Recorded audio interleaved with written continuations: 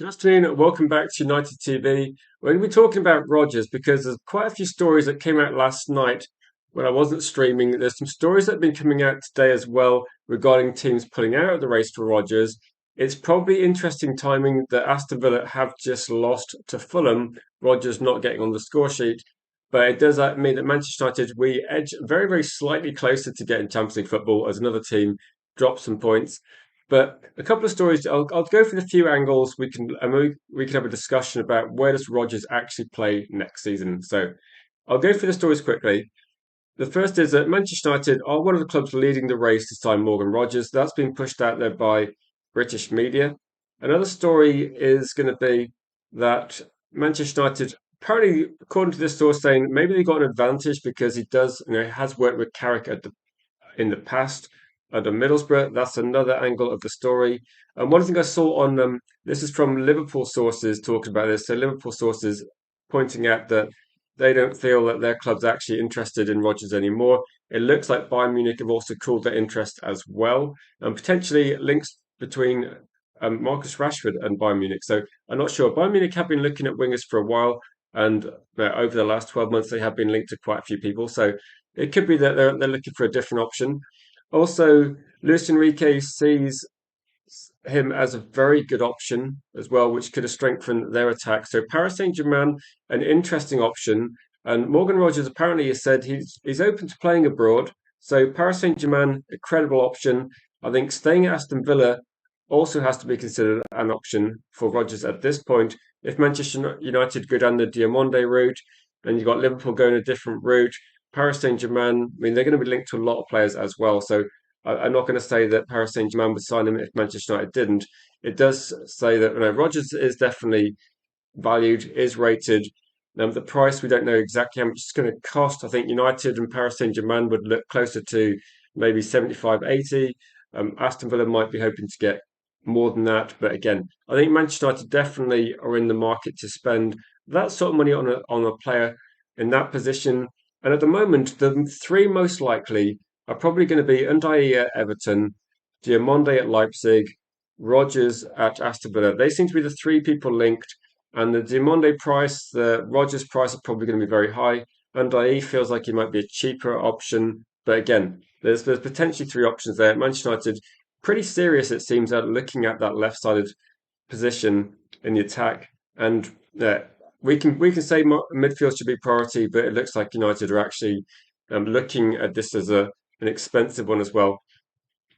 Welcome, Niall, to the chat. I'll go through a few of the comments as well, but welcome, Niall, Danny, Coyote, Jim, Lucky Singh, Berber as well. So please, if you're able to share the stream as well, as we do a stream, which is not a usual time for the channel, but we're going to try and miss as many games as possible by streaming at this sort of point. But Niall says, just surprised that Real Madrid or Bayern Munich aren't entering the race. As say, Manchester City have bought a lot of players. So Manchester City bought some menu in January, so they're going to be looking at different. They're going to be looking at whether Rodri stays, goes, replacing him. I think, and other issues.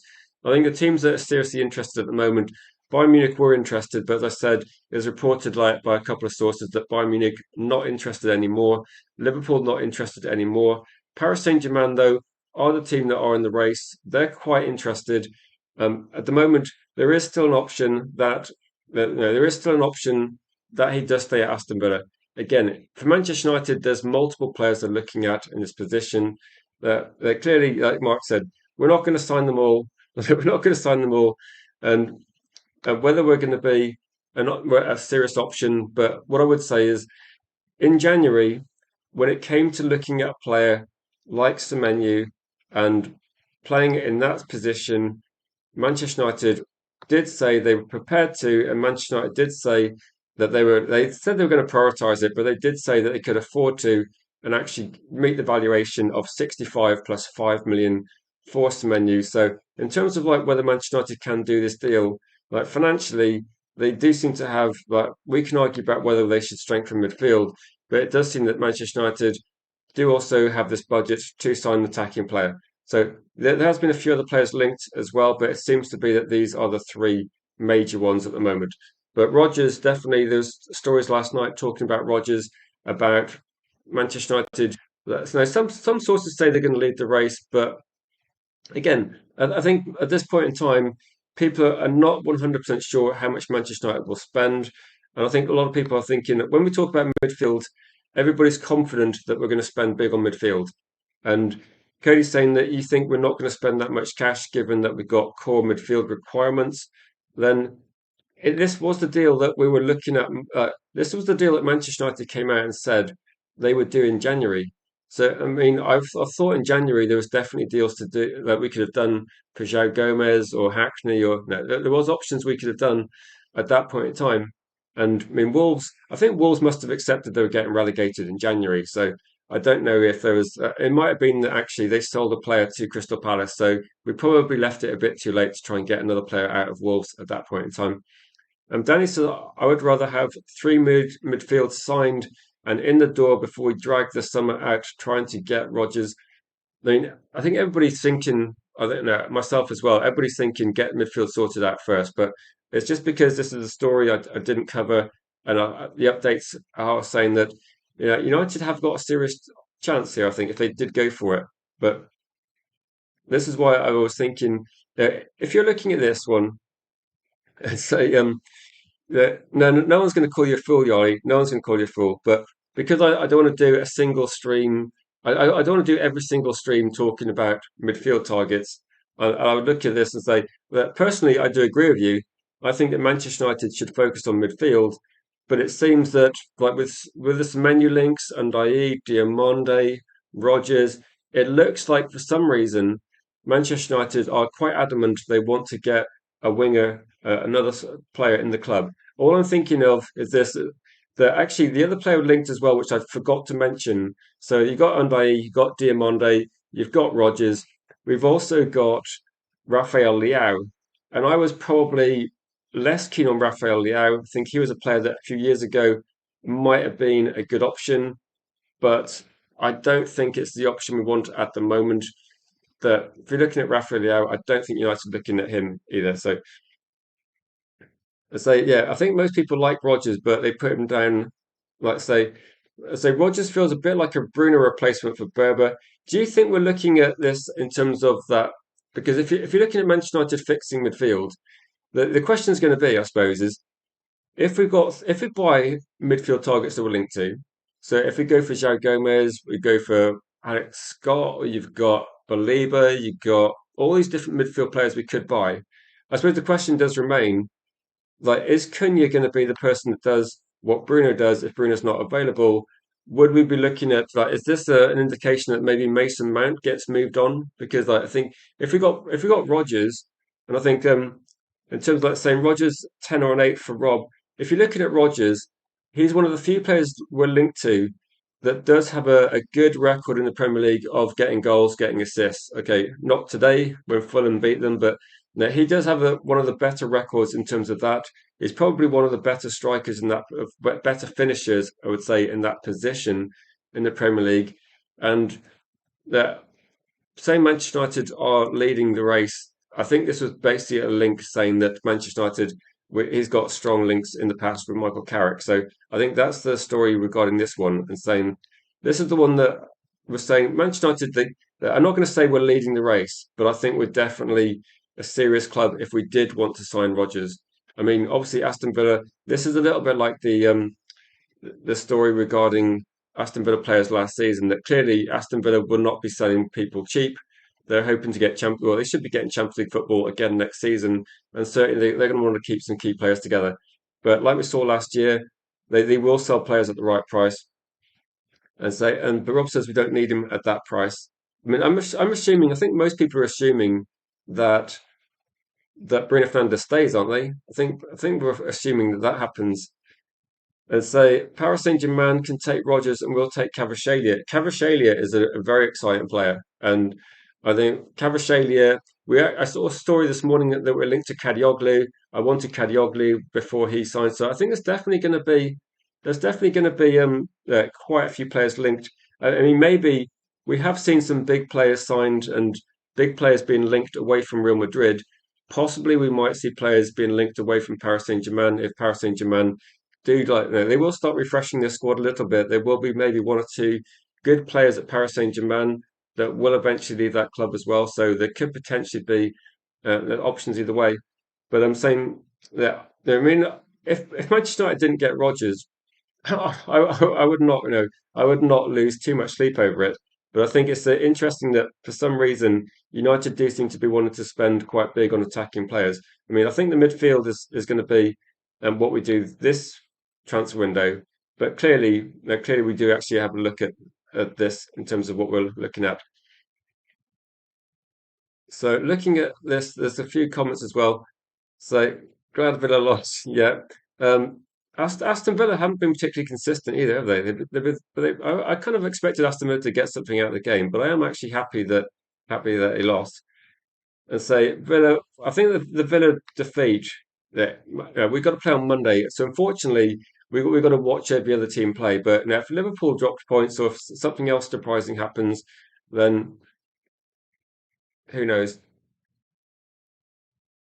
So, opinions on the players aside, if we were to sell Bruno, Rodgers and Palmer are the ones the club would look at 100%.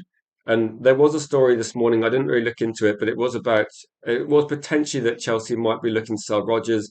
It might be that if Chelsea want to keep buying players, then they would be looking at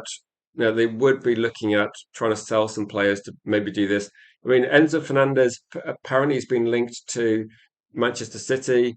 There's all these links with Cole Palmer, but I think the price that Chelsea want for Cole Palmer, I think United, we need to look at that seriously. We don't want to be giving a crazy amount of money to Chelsea to help that club out. So I think Cole Palmer's a good player, but I think Chelsea are asking for too much money. And but no, these are probably the two players in the Premier League, aren't they, that people would look to in terms of like saying. I mean, if you're looking at selling Bruno, you could also throw Yildiz in there as another player that's been talked about. But maybe what Manchester United should do is no, Bruno's not going to be sold. I don't think Bruno should be sold, but I think we should actually get someone in that can provide not necessarily competition, but certainly Bruno shouldn't be playing 90 minutes every single match. Like I think Bruno should be I think Bruno should be um, maybe minutes managed a little bit more over the whole season because it's going to be a long season next season. It's not going to be the sort of season we saw this year. And so you don't mind Bruno going, but he'll stay because of the Champions League. I mean, I hope Bruno does stay, and I hope that Manchester United actually go, well, Bruno will leave at some point. So if we're going to get a Rodgers or we're going to get someone like Palmer or we're going to consider what's the next option to try and go in for, then I think it makes a bit of sense. So it could be about United need depth. The Champions League is going to be. We've all said the same thing, haven't we? We've all said that we get a few midfield players in, which is ideal, fixes midfield. But I think all of us have actually said, look at the rest of the squad. We haven't got much depth in any position. So if we're running out of players at this point in the season, and we have been like running out of players a little bit. Like Dorgu, when he got injured, we didn't have a lot of options in attack. So we don't have a lot of options in most positions. We don't have a replacement for Bruno, and we don't have a replacement for Benjamin Sesko. We don't necessarily have uh, a good cover for Luke Shaw or a replacement for Luke Shaw. So I think it's a bit about depth. Omar says, "What's the point of this transfer?" Then I think, as I was saying, I think it is like a bit of squad depth, potentially also looking at options in games where uh, one of the things I'd say about Bruno Fernandes is at the moment Bruno starts every single game, and if Bruno doesn't start, we're probably thinking about right, we'll put Cunha there, and if we put Cunha there, we don't have loads of attacking options. We don't have the same options we had last year. I think what United are actually trying to do is something that we got Cunha and Bremo in, but I think that Sancho, Anthony, Marcus Rashford, we didn't replace. No, we haven't replaced these players. We are looking for more of these sort of players. So I saw this. Lumen saying Mamouche was an exciting player, wasn't he? I think Mamouche actually had potential. I didn't watch him loads before regarding this one. Before he signed for City, I'm not going to say I watched him at Frankfurt. I'm not going to say I was an expert on that one, but Danny says, Palmer, a hard pass for you. The valuation of Chelsea makes it not possible to do a deal. That seems to make it not a sensible purchase. And I was saying this is where Cunha comes in, provides competition, and we need a left wing. So I think Cunha's, from what I've read, I think Cunha thinks he could be deployed on the wide left. I think that's something that Cunha thinks he could do, but I think that United feel differently. So, so Yardison, I would say Cunha is said to be the replacement for Bruno. Ahmed likes to play in that 10 role. So I don't know whether Ahmed Jallow is going to be. To be honest, I don't think Ahmed Jallow is. Don't think he makes decisions quick enough to be a replacement for Bruno. But no, if you could try and play him there, but I don't think Almajolo is the same level as Bruno at the moment. He hasn't got the same finish as Rogers either. So I think if United are going to be looking at playing 4-2-3-1, I think that person that's going to be that in the middle behind the striker, I think it needs to be someone that's a lot better finisher than Armajallo. I think Bruno Fernandes has got a great shot. I think Rogers actually Rogers and Cunha would both suit that position as well because they're both very good finishers. I think we need someone that's capable of scoring goals. Otherwise, I think it limits our attack somewhat. The thing about Bruno is he can shoot from distance. Rogers can do the same as well. Cunha can do the same as well. Armajallo just doesn't really have that. So I think it limits him a little bit. So isn't Mainu our future Bruno? I think they're different players. That I think with Kobe Mainu, if you had to say one thing that Kobe Mainu could work on, maybe it's going to be long range passing, like something that Bruno Fernandes can do very well. I think Kobe Mainu is very, very good at doing. Kobe Mainu's more got the sort of passing range of a Roy Keane, where you make short passes quickly, accurately, decision making very good. Whereas I think someone like Bruno Fernandes, you can get like a maybe more similar to Skulls in terms of like chance creation, long range passing as well. But again, Koeman is only 21, only just turned 21. So I think to discuss his best position is going to be, yeah, it's going to be one that people have different views on. And so you said on Discord that you don't rate Palmer, so you don't see the deal happening as Chelsea will want too much money. But I think there's going to be some problems at Chelsea that are dependent on the contracts Chelsea are handing out. I think are going to cause their team problems because Chelsea have handed out contracts that are very, very long, and some of the players they bought recently. Well, what contract is Garnacho on? Can you imagine if Garnacho was on a really long contract? That they're looking to try and sell him this summer, but I don't know who's going to buy Garnacho, and I don't think they're going to get a profit on the price they paid. So Chelsea have done this, in my view, a little bit wrong. Van de Ven, you don't like things for every person that doesn't like Van de Ven, there'll be somebody that does like Van de Ven. I kind of think Van de Ven might be a bit too expensive, depending. And if Spurs get relegated, possibly. And saying you hope that Ahmed Jallow and Benjamin Sesko on the bench on Monday seem to be better than often starting. I think yeah, if you bench both of them though, you have got a question of like who's up front. So if you bench both of them, if you put Mbeumo up front, then who's on the right? So I think they're both potentially better off the bench, but it's actually quite difficult to get enough get enough people in the team. I think Mbeumo will start, but I don't know about Sesko and Armajallo. It's a bit tricky, isn't it? But please vote and let me know. Kind of like the thought with this stream was, where do you think Rogers goes? Like, do you think Rogers actually moves, or do you think Rogers is actually going to stay at Aston Villa? And if you're looking at it, I saw Lucky Singh posted a comment early on in the stream say Unai would be someone you prefer. Is there players you think would actually be a better position, no, better option than Rogers?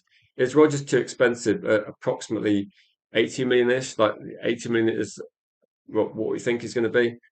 And then, given that he's playing at Aston Villa, given what his contribution is for that team, if you surround Rodgers with better players, are you going to see an even better quality player? He's still young, still going to be improving. We know he's got a great finish. Is Rodgers someone you think Manchester United would go, actually, we can get this player, we can develop him, and it would be not a bad signing? I think whatever happens, but I think Bruno stays next year, and I just think United need to actually make sure that when Bruno leaves, they've got players that literally, we need to make a situation where Bruno possibly can't get in the team because there's better options as well. And so I think what I say that So, like Ryan, what I would say is don't think of Morgan Rogers as being a signing you get instead of getting a midfield signing. The midfield's a different story. Like the midfield signings we've been talking about every single day. So, because I've been talking about midfield signings for a couple of hours this morning, I just wanted to say, like, imagine midfield sorted, because United can't do deals necessarily in a certain order. You can't do the deals you want to do first. You have to look at the overall strategy regarding the transfer window. So, if United are going to sign, say we're going to sign six players, it doesn't mean that signings one, two, and three are going to be the midfielders. You have to do them. But I know what you're saying that, but if the deals you want to do take longer, there's no point having a backlog and saying, look, we want to get a left back or we want to get a centre back, we want to get an attacking player. But I don't think there's much point in actually waiting until those deals get done. If there's deals to be done elsewhere in the team that you can do, you may as well get those deals done. But if Manchester United signed, if the story we saw this morning about Gomez, if Manchester United signed Joe Gomez, I don't think it's their priority signing, but it might be opportunistic. It might be that they go, right, actually there's a deal to be done there. So so what I'm saying is that if Manchester United, I think last season that maybe Lamens was one of the most critical signings. Like the other three players, attacking players, all benefited, but I think Lamens might have been a key signing. But he was done late on in the window, so it might be that our top midfield signing isn't our first one, like first or second signing. It might be that the order's not going to be as straightforward as that, is it? So our first three signings aren't going to be midfield signings in terms of order, but you'd feel that over the whole window we will get more midfielders than anything else. Rob's saying we need to bring in a lot in the summer. Say two main midfielders, reliable centre back, left back, backup players like a striker. There's a lot there, isn't there? I think when you look at it, United need to bring in quite a lot. The question is going to be that if you're trying to do all these deals, just say for example from your list there, if there's a deal to be done for a left back and you can get that deal done straight away, then even though midfield's a priority, just get the left back deal done, just get it out of the way. So I think it's definitely a fact to hear that United need to operate a lot quicker than they have done in previous years. We've got a World Cup coming up. It's going to put a time constraint, time pressure on a lot of things, and they can't really afford to waste too much time. So if you're looking at United this window, I think there's other teams. We've seen Manchester City might be driving through quite quickly. I mean, might see United having to do that as well. Otherwise, midfield targets will disappear, prices will go up. I would say if you're looking at the first month of the transfer window, I'm not sure actually. I'll check on that, but I'm not sure when the actual date for the window opening is. Usually it's I'm trying to think when it is, but there's like a football financial year, isn't there? I don't know if it's like the start of. I think the start of August is like a new football financial year, but I think so. It's 15th of June, is it? Says Ryan. But I think in terms of like football financial situations, when we were looking last season, there was actually an advantage to doing deals in August for United because we had a financial problem. I don't think that's the issue this time because we haven't had losses this season. I don't think we need to worry about the financial situation, which we did a year ago. So hopefully that means we can do more deals quickly. I think the Mbeumo deal dragged for that reason that we wanted to put it on the next year's books, if that makes sense. And Boba says yeah, sometimes an opportunity needs to be pounced on. So I just worry we'll be left after the window saying it was good, but I wish we signed X or Y. That's like last season, isn't it? That's like last season. I think I said last season I like Embuemo, Cunha, Sesko. I like Lamens. Why don't we get a midfielder? So I thought the same thing, but we did some good deals, but not all of them. Ryan says 15th of June is when the transfer window opens. So, yeah, if you want to know when the transfer window opens, we're looking at what's that? That's under 2 months away, isn't it? So, and potentially there will be some deals agreed before that. So, I was saying 25th of April at the moment. So, yeah, just over probably like what's that 7 weeks away. Given the way Man United operate, that's how much time it took to do the Embremo deal from actually starting. Omar says I watched Alex Scott and you were impressed. He's definitely on the radar, isn't he? He's definitely one that's pushing his way to the front of the queue. And Rob says PSR scrapped in the summer. Transition to the new system should benefit us. Do you think this is part of Man United's strategy that our wage bill has gone down massively, our costs have gone down massively? In terms of like the new system, Chelsea could have problems. Other teams could have a bit of an issue. If you're in Europe, you have to have I think it's a turnover to wage ratio or salary ratio and cost ratio of like 70% or something. So this is going to hamper teams like Newcastle possibly in how much they can spend. Teams with big turnover should be fine. Like United should be fine. So this should benefit us. And but teams qualifying in Europe have stricter rules as well. I'm saying, what's the best move to make now given the Anderson scenario? So yeah, it did, didn't it, Ryan? Given the Anderson scenario, I think Manchester United, if they see Anderson as going to be, yeah, put it this way: if you think Anderson is going to be your best option, and if you don't get Anderson, you think Tonali is going to be the second best option, then I think for United, what you do is you buy Alex Scott and you buy either Belieber, Angela Stiller, Wharton, whoever else you want to get, or Gomez. You buy two other midfield players and go, right, we've got two midfield players, deal's done. We can now look at Tonali if that's the next deal. And if Tonali is going to be quite expensive, maybe you consider what other options you got. But I do think that's going to be Manchester United strategy. I think it's like Anderson's going to be potentially off the table, but one thing I have seen is a couple of stories now saying that say Manchester City are looking at signing the Chelsea midfielder. They're also looking at potentially, is Rodri going to go? Is Rodri going to stay?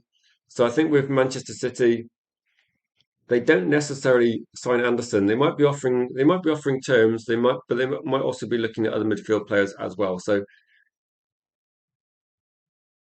you think Enzo to City is a fair tale? Well, if Madrid's not if Madrid's not there, like no, if Madrid want him, Madrid gets him. But if Madrid doesn't want him, then to be honest, he's probably under a really big contract at Chelsea, so it might actually be beneficial to go to City first. It might actually work in his favour to go on a smaller. Like I don't know how many years he's been at Chelsea, but the Chelsea contracts are so long that it isn't really going to make too much difference. So the question could be that if, I mean, this does factor into Anderson, this does actually link into Tchouaméni as well. That if Madrid chose Enzo over Rodri, and I think Enzo's a good option. I mean, it seems like Real Madrid have this long-standing interest in Rodri. This could affect the transfer market quite a lot. So if they seriously want to go for someone like Enzo, someone like Rodri, and then maybe means that like is there any sort of chance that too many has to play more games as centre back, and that's something he doesn't want to see. So getting too many from Real Madrid, Angela Stiller, and then Gomez or Belieber. Yeah, because my point with this one was going to be the too many deal from Real Madrid is the hardest. So Angela Stiller and Belieber, Gomez, Alex Scott, they're easier deals to do, aren't they? And it feels like no, these deals, some of these deals are quite easy, some of these deals are not so easy. Is it surprising that we keep seeing these stories linking players like Rogers and more attacking players? Would you be happy if Manchester United actually didn't sign any attacking players this season? Like, do you think there's scope to try and get another replacement? Is there any sort of chance, like any sort of chance that we're actually looking at maybe we're looking at a squad and thinking with Rogers, with Diamonde, maybe we're just looking at right, Xerxes going to be replaced. Like no one's going to say Xerxes a striker, but whatever position Xerxes playing in, like that's going to be if you have Rogers on the bench instead, or you have Rogers in your team, he's an upgrade on Xerxes. If you're looking at Diamonde, he would feel like a backup to players in our team of the age he's at. I just don't think that whatever's happening with our team this season, loads of people look at the team and imagine what's happening next season. I think that there's going to be a lot of change, and Manchester United might not necessarily play exactly the same way we did this season. So the way that Carrick set up our team isn't necessarily the way we want to actually play next season. It could be very different, couldn't it? In terms of like how Middlesbrough set up under Carrick, I think you'd want one more. You want an attacking fullback that's got a lot more output than a Luke Shaw or a Dallo. So I don't think he can play quite the same way. So in terms of attack, just a backup striker. I think we're attack wise. we're quite close, but we do there is potentially a bit of vulnerability in that there isn't loads of players. Danny says we need proper experience nine, and so you can get away without signing a winger. I think potentially we probably could. That I think we probably could get away with it. This it doesn't feel like it's the worst case scenario, does it? You can put Cunha out there, you've got Dorgu and Buemo and with Jalo. I think there's like enough there to try and enough there to at least do okay in the season. If you're looking at potentially academy options, you've got Lacey we didn't mention, but potentially him it might be a bit more.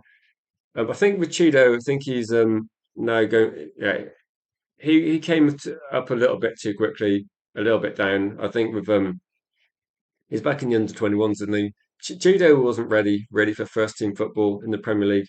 So I think he got rushed through a little bit, and that could potentially, yeah, if they'd done that for any more, I think it was potentially damaging his career a little bit. So I think with Cheeto, just a bit patience. But Aiden Heaven seems to be, a bit more developed for his age. I think when I remember signing Aiden Heaven, I did say that he was considered like more like further along on his development than Cheeto, so he was going to be earmarked for first team football a lot quicker. I think Cheeto, because of what he did at academy level, because he was just much bigger than all the academy players, people not overhyped. I think people just expected the first team transition would be smoother, but it's just so difficult to play in Premier League football these days. I would say three mids, centre back, full back, say experienced striker. That's achievable 100%. That really achievable. I say Villa losing today, 80 million is crazy talk. Wasn't trying to think what the price tag for other players were. Do you remember the who was the Aston Villa player that got sold to the Saudi Pro League for about 55, 60 million, who only had like I don't know, about 10, 15 games. It wasn't much in the Premier League. And I think also you look at Ollie Watkins, they wanted 70 million pounds for Ollie Watkins, who was, yeah, Don Duran. I forgot Don Duran. Is he still there? I think he had, I don't think he was that particularly that keen, but I'd say Dorgu looks good on left wing, plus he's got the engine that gets back to help out the left back. Yeah, Luke Shaw needs probably, I was going to say probably replaced. I think Luke Shaw needs to have some competition, like have some competition in this one. So you'd go for Nico Williams, who can also play fullback positions, doesn't slack. Yeah, it's tricky, isn't it, to choose one. Hey, Alex, good to see you in the chat. Harry Wilson on a free. Which striker, in terms of like strikers, I think what's the word I was thinking? No, I was thinking striker wise, you've actually got Junior Krupi and you've got Mathis Mane at Wolves. You've got those two players that have been linked. They're looking at sort of, they're looking at the sort of price that might be about 30 million. So think Delap deal last season, possibly something like that. Are you off, Rob? But cheers, Rob.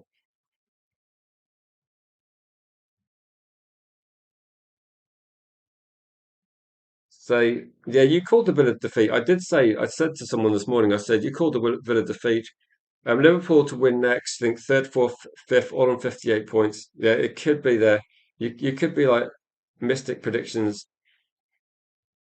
So you're willing to bet that they transition Luke Shaw into a part-time centre back. Do you think we're looking at buying a left back then? But how much is Krupi going to cost then? Because I thought he might be available for similar sort of money to as Mane, like 30 million, and that's what I was thinking regarding that. I don't think Man United have got loads of money to spend on that one. I was going to guess that United would be looking for a striker that's, or maybe like a left winger that can play as a striker. That's what I was thinking. So Krupi Junior is good. Like he's good, but is he like 19 or like 20s? So still very young. Does look decent. I've not actually seen anything that's linked that's put the price for him. 60. 60 sounds a lot. Like 60 sounds a lot. If you're paying 65 for Semenyo, I don't think you can charge 60 for Krupi. Like 65 for Semenyo in January. I don't know. It's only a few months ago, and 60 for Krupi. That doesn't feel like that makes any sense. Like Krupi's good, but Semenyo, it's hit a different level at the moment. So I mean, there is like quite high prices. I can't see how they'd look at Alex Scott of being who's been playing very well recently and put him at maybe 65. I don't know. Bournemouth do put high prices, but it's tricky. Yeah, so when you had a release clause, but they did deliberately put the release clause in just before they signed a contract in like last August, didn't they? He signed an extension to put the release clause in, so they effectively priced him in the similar sort of market. I just think it's a lot of money. Uh, Brewer says got some really good players at Bournemouth. Yeah, last season we're talking about Clivert, and I think Evan Nielsen went a little bit under the radar at that point in time, but Clivert was definitely being talked about as potentially a cheaper option than Mbeumo. That's what we were talking about at the time. That when Mbeumo deal was going on and on, that Clivert would have been a more cost-effective one. But I think we got like certainly in the first half of the season we got a better player than Buemo, but it doesn't seem to have been quite so good recently. I think a bit of lack of form, but again, maybe with this one, maybe United are thinking that maybe they're going to get some more competition for forward players because at the moment Mbeumo gets into the team every game, so maybe they're thinking, potentially. This is what I was thinking with like Senesi. The only thing against Senesi is that maybe United would prioritise going for younger players rather than older players. It makes sense, doesn't it? Like financially, it makes sense that if you get some players on a free, then it kind of saves all the money from midfield. I think that's why we look at the Rogers deal with a little bit of like a bit unsure about like why would they be going for Rogers? It doesn't make like loads of sense, does it? So at the moment, that please vote in the chat. There's 33% of people are thinking that Manchester United is the likely destination. I can't see the other votes, so I can't tell how close it is, but I'll let it run for a little bit longer. So this might be a shorter stream than normal, but we will possibly do something tonight. I'm not sure, but this will be an epic stream. So we're going to finish probably in like I suppose what time is it now? Maybe like it'll probably be like an hour stream possibly. So if you've got any sort of thoughts and questions on things we're talking about, just get them in quite quickly. Krupi saying Krupi would be too expensive. I think so. Would you consider like Unai as an option? Like United are looking at in terms of attacking players. If you think Rodgers is not someone we need, would you be looking at trying to go for someone else in the attacking sense? Because it seems to be that's what United are looking at. You got. I'm just listing. I'm not saying that they're the same players, but Unai's been linked. We're seeing Rodgers linked. We're seeing Cole Palmer linked. We're seeing Giamonde linked. And one thing about some of those players is most of those are quite expensive players, and it feels a bit like Manchester United missed out on Semenyo and it feels like they're looking at trying to get more attack-minded players. We do need more. I know that if you look at City, the amount of players they got for each position, I think we do need more. I think we're just looking at we've got other things to try and sort out. As they under you're talking Cunha and Buemo money. Would it be that much? I suppose it's Everton, so Everton would put quite a high price on them. But you think that would be potentially this one? Say Lacey and Buemo and Majalo. And actually, who's the player for Nottingham Forest that was on fire last night? That I can't remember his name now. But there's also a few other players that are definitely being pushed out there. But I think do United actually look at it behind the scenes and go, Lacey's a potential. Maybe there's like one or two other academy players that have potential. They're not necessarily going to play loads of games, but it might be that worst case scenario, you might get some of those players actually. So you look back at Smith. Yeah, if there's a story, then we'll discuss this one. So Danny B saying that all left footers. It does seem to be we're looking at like more left-footed players. doesn't it? We seem to be trying. It does seem to be also like in terms of centre back, we're looking for a left-footed centre back.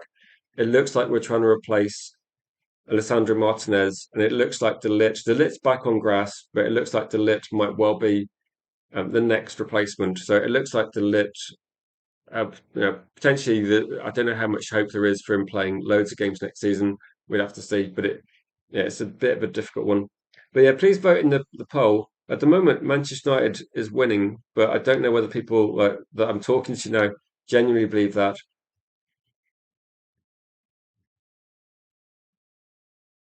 I think at the moment, United should be looking at focusing, spending more money on other aspects of the team.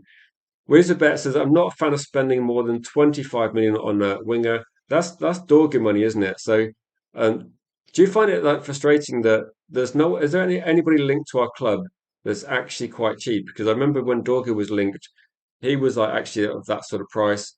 I'm just trying to think off the top of my head. I can't think of anyone recently. All the attacking players linked seem to be extremely expensive, and it makes me think that no, I can't really seriously say I think we're going to spend that sort of money on an attacking player with all the other issues. But I don't know. Maybe the budget's bigger than we actually thought. So you would upgrade from the academy. Yeah, you have mentioned this player as well. So if we're after a utility player who can play along the line, we also have Dorgu. I guess with Dorgu that he's yeah, it's difficult with Dorgu because he hasn't played loads and loads of games under Carrick because of that injury.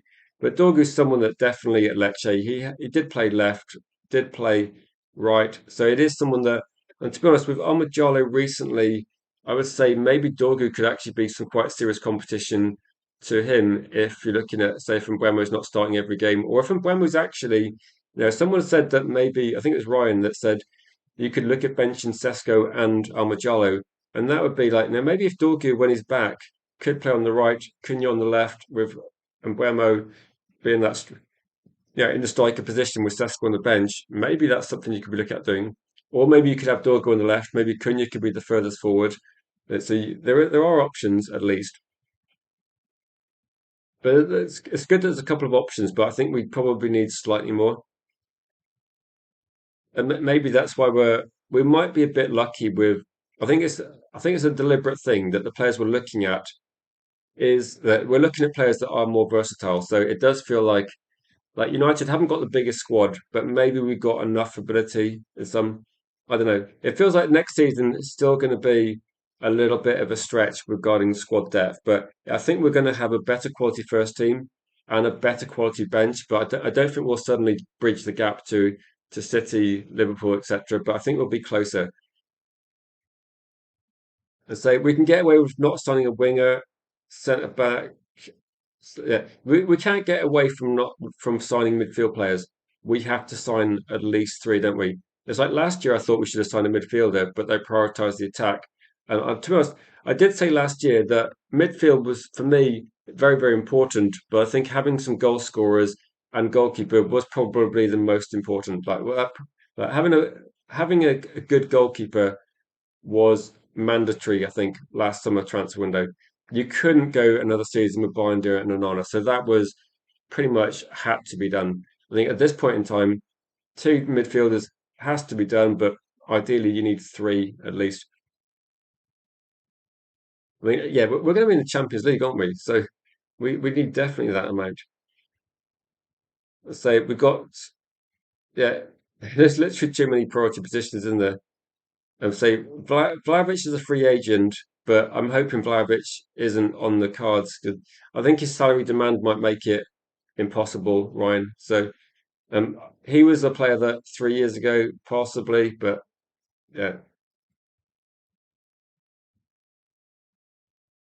So you wouldn't mind Mateta's experience rotation with Sesko. I think people wouldn't mind experience with Sesko, but my guess is going to be that Man United will do the Ineos approach and go for someone younger. That Benjamin Sesko is relatively young still, but I think United might actually look at going for someone that is going to like a Krupi or like a Mane. But again, they feel expensive, don't they? They feel like difficult to get done deals.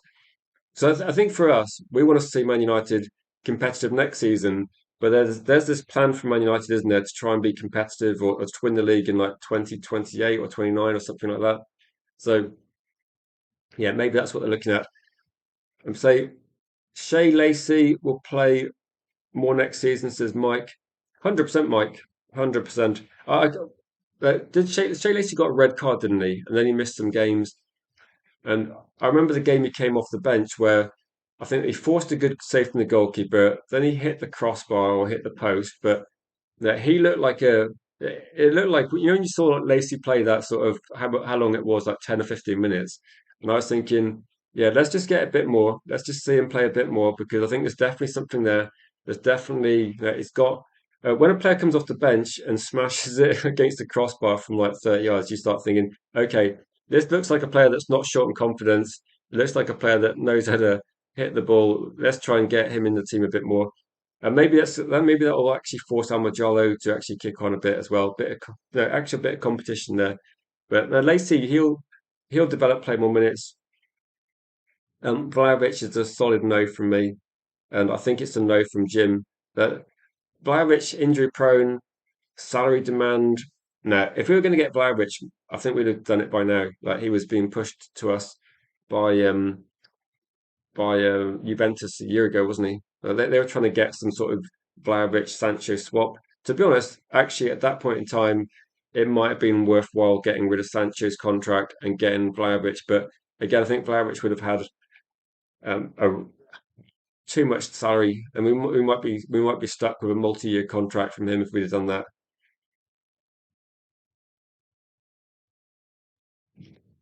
Saying some names in the free agent list.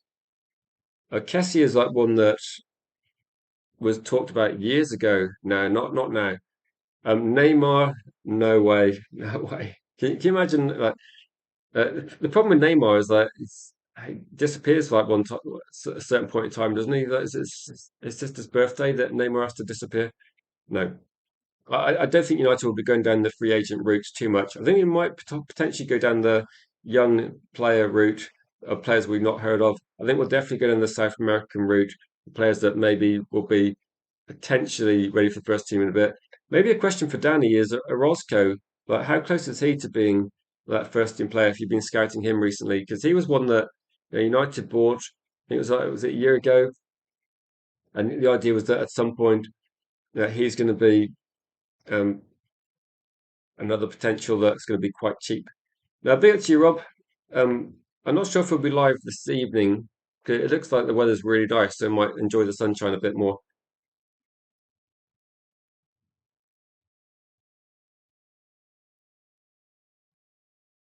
Let's have a quick look in the chat. So let's have a look at the poll and see. So if you want to vote in the poll, you've got another minute. Because at the moment, Manchester United are winning.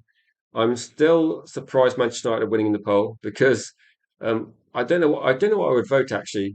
If he leaves the club, then I don't know. Aston Villa are not going to sell him to Manchester United cheap, and but Paris Saint-Germain, they'll probably be. Yeah, I'd imagine if I was going to guess, I would imagine that Rogers might go to Paris Saint-Germain because at the moment they are in the mix for Champions League competitions all the time.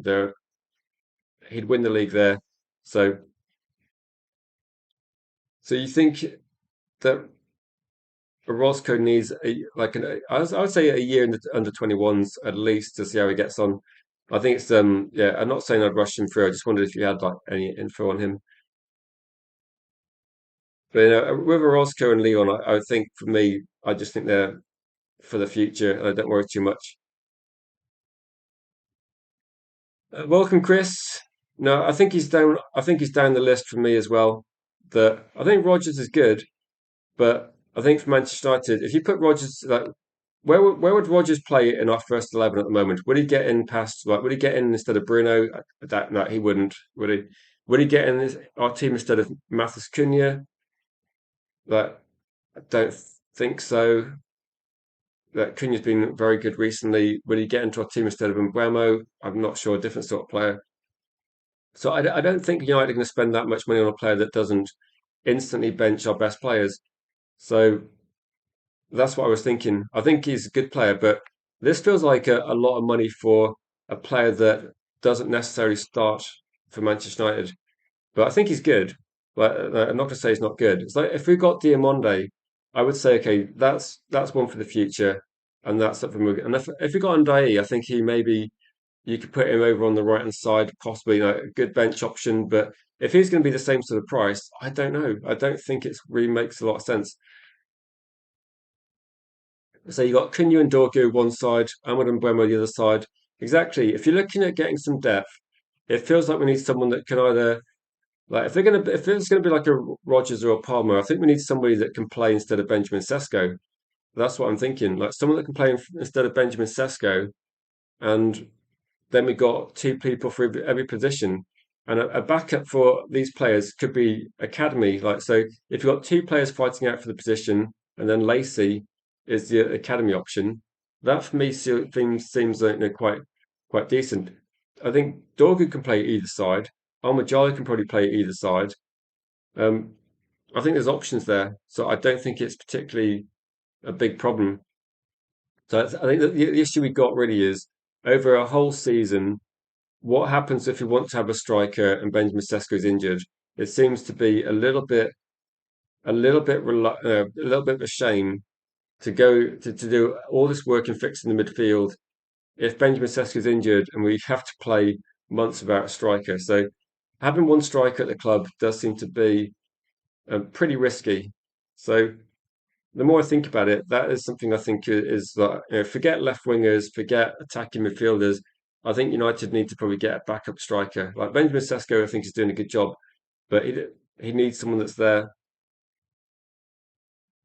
Ryan says United like to go for someone completely out of the blue, someone nobody mentioned all these weeks, and will be one of our main signings.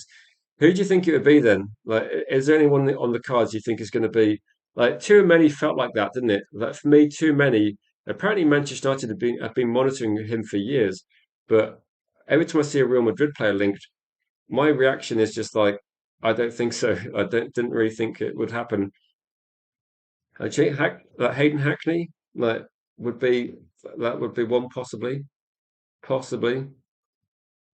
Maybe with like Barcelona winning La Liga, maybe Real Madrid, even though like Tchouameni's a good player and they've got a lot of good players. I think with Real Madrid, sometimes it's just about actually just changing the squad. So Real Madrid might have players leave and come. They might not seem in our eyes actually improvements, but sometimes it's about refreshing the squad. So we need game changers off the bench, as Mike, 100%, 100%. Maybe okay. You're making an argument there actually that Rogers could be a game changer, but he would be a good bench option. It just feels quite expensive, doesn't it? Well, for me, it does feel quite expensive. And Where's the bet said you'd rather pay 35 million for RB Leipzig winger, say the Norwegian Neymar. So no, is he presumably he's going to be in the World Cup then, so we'll all be able to see him. Thing is though, is he the sort of player that you say 35 million? Is he like two good World Cup games away from costing? So I think don't Norway play France. If Norway play France and they beat them, and this guy plays well, is this going to be even more? I mean, I think one thing I've learned about Leipzig is Leipzig feel a bit like the German Brighton, where every time a player comes through at Leipzig has one good season, they want £100 million for him. So it feels like the German Brighton, they're putting high price tags on all their players, aren't they? So Leipzig and Brighton, you have to look at it, their prices go, actually, maybe it's a bit too much. But if they want 55 million, I mean, 55 million, if you're describing a player as great, is probably actually not too bad. I was thinking, can you imagine if Man United bought like say, Sangari or Buari? That would be a surprise, but I don't think it's going to happen too much. Chris says you prefer buying from England. I think that United are going to buy most of the players from England, but I think there will be a wild card. And it's probably going to be someone that Vivell knows well. So the wild card last year was probably you could argue it's Lemons because that was a bit of a different league we don't normally buy from. But I think it's Benjamin Sesko was I thought we'd yeah if we were making a decision 2 years ago or 3 years ago I think we'd probably go for someone like maybe Rogers, but no Ollie Watkins, sorry, and I think we might have gone for a Premier League option, but.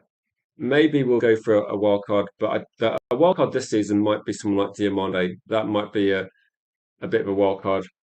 I'm just trying to think of any other examples that would be considered that. Maybe too many. Too many would be, if we got him, he would seem like a bit of a unusual signing, or a signing that we didn't think was going to happen. So let's have a look at the poll. Like I said, I was going to gauge people's opinions on this one. So I was thinking if you don't know, you could just vote. You could just vote other. So people that voted say, where does Rodgers play next season? Pretty much an even split, to be fair. So Manchester United, there's always a bit of optimism anytime we talk about player. 36%, PSG and Villa both for 29%. If I'm going to guess, I think it's like a coin flip either way, isn't it? I would not be surprised if he stays at Aston Villa. So I'm going to say, if I was going to guess, I'd say he's too expensive, possibly. I think Paris Saint-Germain have already got good players, so I'm thinking that he stays at Aston Villa unless he tries to force a move. I think he's going to stay there. That's going to be my guess.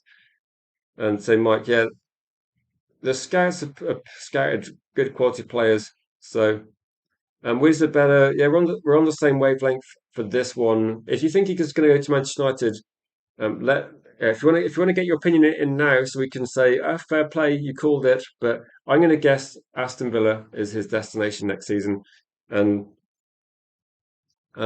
with Palmer, I don't know with Palmer, and Danny B agrees as well. So I think we think he's going to stay at Aston Villa, and I don't think Manchester United are going to spend that sort of money on this sort of player. I think that's one thing that, interestingly, we don't normally agree as a fan base, do we? But it seems like we've actually agreed on something in the stream, so that's something of a different situation. So no, there might be a stream later tonight. I'm not sure on depending on news, but I think there's a lot of Premier League games as well. It's very nice and sunny outside, so I can't guarantee it. I think I might take Saturday off and have a bit of a chill one, maybe just do longer streams in the morning. I will definitely be back tomorrow, Sunday, probably up 9 a.m. because it forces me to get up and get out of bed. So I will try and do the 9 a.m. show tomorrow. If you see news you think is worth talking about, I think it's going to be midfield orientated until we sign a midfielder. So we're going to be relentless, I think, on that one.